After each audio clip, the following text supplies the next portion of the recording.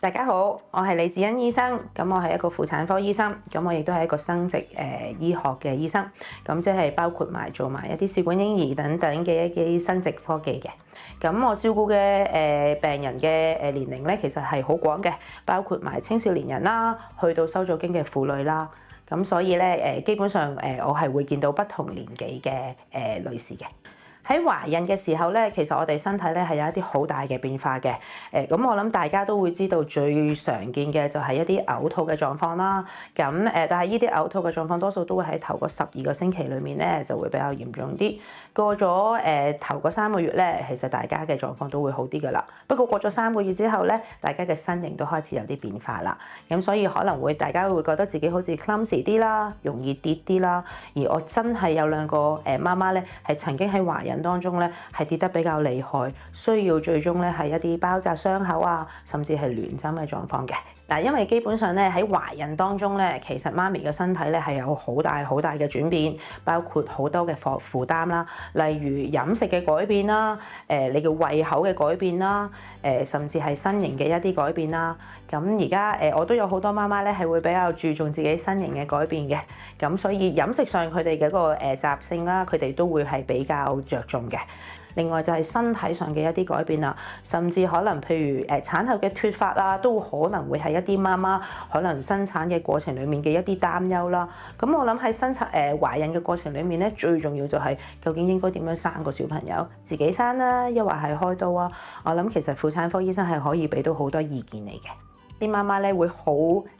熱切期待啲 BB 出世嘅，而家俗語所稱嘅幾時卸貨啦。但係其實講真一句咧，出咗世之後先係媽媽真正面對嘅一個大嘅挑戰，因為其實初生嬰兒嘅照顧係絕對唔容易嘅。好多時譬如換片啦、餵奶啦、暗瞓啦，其實24小時都未必夠用。所以咧好多時媽媽喺頭嗰1個禮拜至1個月度咧，可能都會覺得係一個好大嘅挑戰。尤其是荷爾蒙嘅改變，因為生產過程之後咧，其實個荷爾蒙嘅改變係非常之大。喺短嘅可能1個禮拜至1個月裡面，其實個荷爾蒙已經由一個懷孕嘅指數變翻做一個不懷孕嘅指數。所以好多媽媽咧都會有一啲譬如我哋叫做 postpartum blue 啊，甚至可能嚴重少少，甚至有少少沮喪嘅狀況。所以咧其實咧先生啊、屋企人啊，甚至家傭啊，都可以幫助到譬如一啲時間上嘅安排啊，等啲媽媽會多啲時間照顧翻自己嘅身心健康。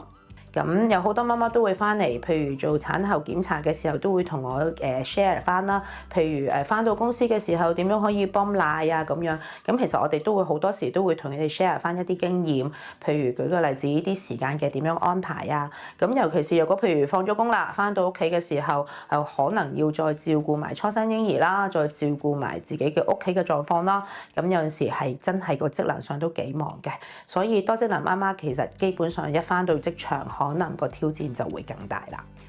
基本上咧好多時嚟講咧，我哋都話一定要揾幫手咯。你會話佢舉個例子，佢哋翻到職場嘅時候，當然一定要被公司知道，譬如佢哋而家嘅需要啦，譬如我需要一個泵奶房，我需要有一個乾淨嘅設施，又或者翻到屋企嘅時候，希望可能同先生傾一傾，同屋企人傾一傾，幫一幫手去照顧 BB， 等佢哋多啲時間可以譬如處理一下自己嘅健康嘅狀況。又或者譬如我每一年其實我都係生日嘅時候，我就會去洗牙。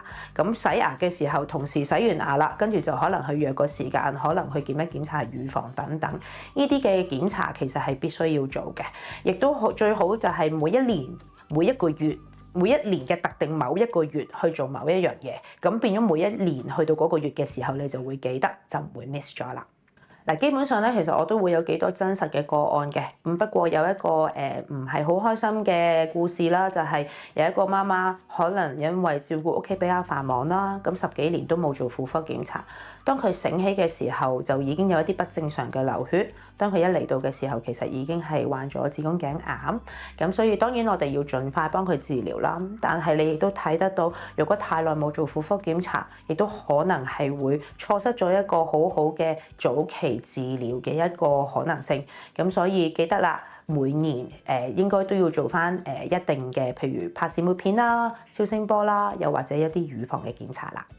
子宮頸抹片咧就可以幫助我哋咧提早可以發現得到有一啲早期嘅細胞病變，咁所以一啲治療咧就可以減少咗一個子宮頸癌嘅發生。就係因為有子宮頸抹片咧，其實而家子宮頸癌嘅比率咧其實已經開始降低咗好多㗎啦。咁所以咧其實乳房癌其實同埋卵巢癌嘅出現咧都會比起子宮頸癌係更多嘅，所以唔好忘記做返一啲乳房嘅檢測，包括乳房嘅 X 光同埋超聲波，仲有卵巢嘅超聲波檢查。因為乳房癌其實出現嘅機會係100個人裡面有13個，而卵巢癌就係100個人裡面有1至2個，所以我哋千祈唔好忘記呢兩樣嘢啊！各位多職能媽媽記得啊，因為照顧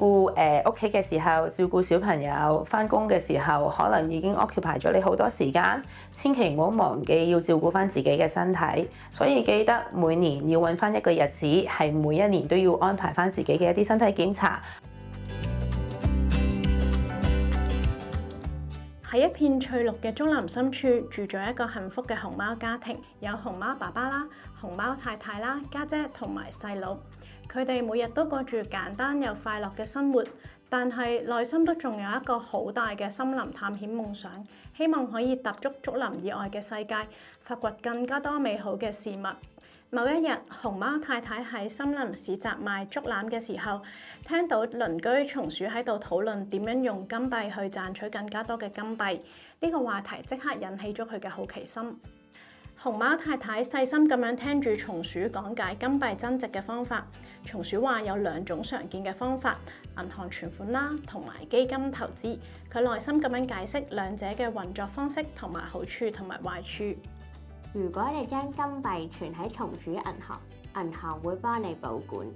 仲會每年俾利息。呢個方法非常安全穩定，但賺嘅錢會比較少。而基金係另外一種方法，專業管理者會幫你用金幣投資唔同嘅項目，例如竹林建設或者果園開發。如果呢啲項目表現得好，回報可能會高好多。但如果市場唔好，就可能虧蝕。聽完松鼠嘅分享，熊貓太太覺得呢啲知識非常之有用。佢帶住好多嘅想法返到屋企。我喺市集聽松鼠講咗2種方法，可以幫我哋嘅金幣增值：銀行存款同基金投資。銀行存款穩定安全，但係增長慢；基金投資可能賺得快啲，但都有風險。我哋可以學下點樣平衡呢2種方法，再次實現我哋嘅森林探險夢想。媽咪啊，咩係銀行存款啊？基金又點解會有風險嘅？銀行存款就係將金幣交俾銀行保管，銀行會俾翻少少利息。例如你存100個金幣，1年後就會多2個金幣。呢種方法非常穩陣。但基金就唔同，基金管理者會用我哋嘅金幣分散投資喺竹林或者果園等等嘅項目。如果市場好，賺嘅金幣可能好高，但如果市場唔好，可能會有虧損。咁會唔會輸晒啲金幣㗎？基金嘅好處就係可以分散投資，通常唔會輸晒，但市場波動就真係會影響㗎。我哋唔可以將全部金幣都放喺基金度，要預留啲喺銀行做緊急基金，保證唔會冇晒啲金幣。一家人嘅興趣被激發，熊貓太太決定開一堂理財課，幫助大家更加深入咁樣了解。竹林裏邊，熊貓太太準備好教材，擺放住各種小道具，例如竹葉啦、果實啦同埋小籃子。佢同熊貓爸爸準備咗生動嘅模擬遊戲。我哋嘅儲蓄而家分咗3部分，分別係緊急基金、未來目標基金同埋森林探險基金。我哋而家可以再分一份出嚟做投資。首先講銀行存款，呢個係最穩陣嘅方法。你哋嘅金幣存入松鼠銀行，每年會有固定利息，雖然賺得少，但安全得多。基金就有啲唔同啦，管理者會將金幣分散投資，例如竹林建設、果園開發同其他項目。如果市場好，回報就會高；相反，市場波動就會有風險。為咗幫啲小朋友實踐理財概念，熊貓太太設計咗模擬遊戲，每個人有20個金幣，可以選擇存款啦，或者基金投資。根據模擬嘅情況咧，睇下金幣增長定話減少。好啦，我決定將一半嘅金幣擺喺銀行，另一半咧就擺喺基金，兩種都試下。我覺得基金賺得快啲，我要全部放喺基金。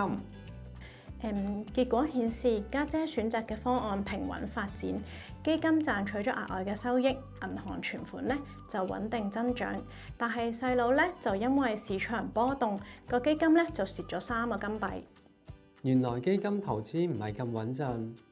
唔應該將全部金幣放埋一齊。你哋明白咗平衡風險嘅重要性，已經係一個好大嘅進步。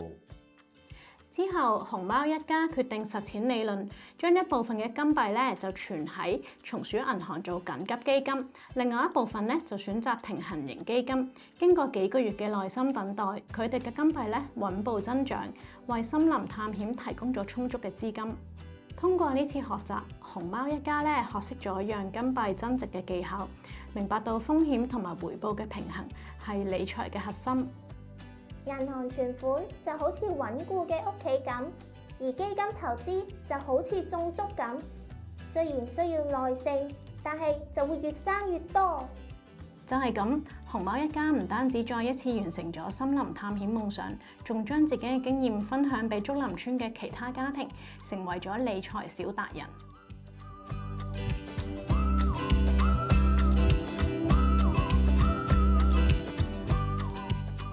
大家好，我係 Natalie 啊，我係理想母職生活嘅創辦人啦。咁咧呢一個內容品牌咧，其實咧係我喺我嘅小朋友咧啱啱出世嘅時候咧就開始創辦㗎啦。咁其實咧當時咧諗住創辦呢一個內容品牌咧，都係為咗咧去支援一啲媽媽嘅。點解咧？因為我自己咧都係由開始做媽媽之後咧，就發現其實社會上咧好多時候俾媽媽嘅支援咧，其實都係俾咗小朋友嘅，其實而唔係媽媽本身內在嘅需求。咁所以咧，我自己就去透過製作內容啦，一啲聲音嘅內容啦、文字嘅內容啦，去支援媽媽啦，去令到佢哋嘅母職生活咧可以更加輕鬆同埋更加感覺到幸福感嘅。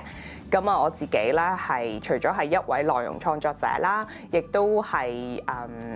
有協助屋企嘅餐廳嘅營運嘅，咁當然亦都係一位8歲小朋友嘅媽媽，亦都係一位太太啦，咁所以亦都可以叫做多職能媽媽。咁其實的確咧係要喺分配時間上，再工作啦，同埋同小朋友玩咧係唔容易嘅。但係我自己咧就發現，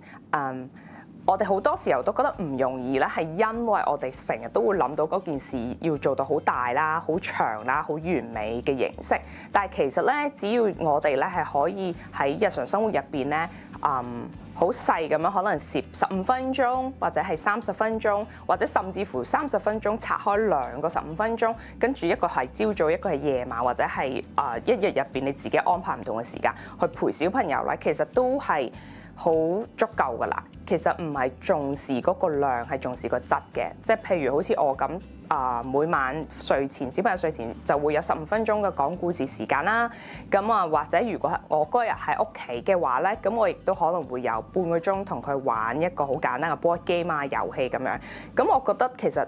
有呢一啲有高質素嘅陪伴咧，其實小朋友嗰個親子互動都係好好嘅。創業嘅旅程上邊咧，其實我覺得係佢係令到我持續咁成長嘅。咁呢一件事咧，係喺我開始創業之前係冇諗過，但係呢一個過程咧，係令到我覺得咧，無論創業個結果係唔係成功都好，呢一個過程其實就已經係一個成功啦。因為好多時候喺創業入邊咧，我哋都會知道我哋必定會遇到好多唔同嘅問題啦。咁我自己都好感恩自己有走上創業呢條路嘅，因為我可以見到嘅就係，如果我冇創業啦，可能我係去一份工啦，或者係屋企照顧小朋友啦，我喺生活上邊或者咧就唔會有咁多嘅刺激啦，令到我必須要不停離開我嘅舒適圈。咁所以喺我選擇咗創業呢一個形式啦，去發展我嘅事業咧，我覺得其實佢的確係令到我係成長得好快，每一年咧我都見到自己係比上一年啦喺內在成長上邊咧一個好明顯嘅進步。我覺得香港好多女性啦，其實同我都係